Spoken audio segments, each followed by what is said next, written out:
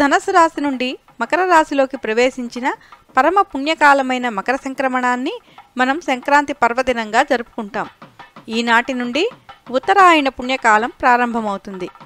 ఈ ఉత్తరాయణ పుణ్యకాలం ఆషాఢ శుద్ధ ఏకాదశి వరకు ఉంటుంది.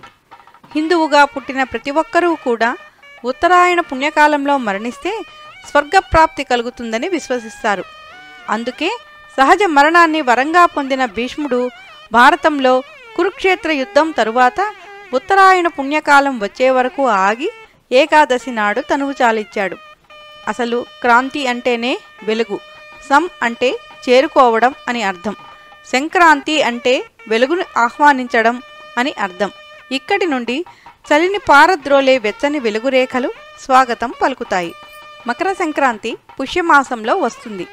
పుష్యం అనగా పోషణ శక్తి కలది అని అర్థం.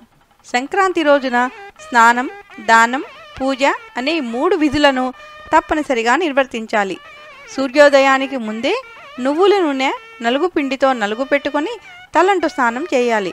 పిల్లలు పెద్దలు నూతన వస్త్రాలు ధరించి పెద్దలకు నమస్కరించి ఆశీర్వాదం తీసుకుంటారు.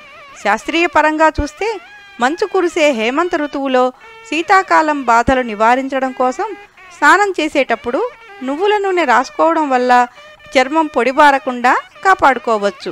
సంక్రాంతి రోజున కొత్త కుండలో పాలు పొంగించి కొత్త బియ్యం, కొత్త బెల్లంతో పొంగలిని వండుతారు. మకర రాశికి అధిపతి శని కావున మకర సంక్రాంతి రోజున శనికి ప్రీతికరమైన నల్ల నువ్వులు, బెల్లంతో చేసిన లడ్డూలు, గుమ్మడికాయలు దానం చేస్తారు.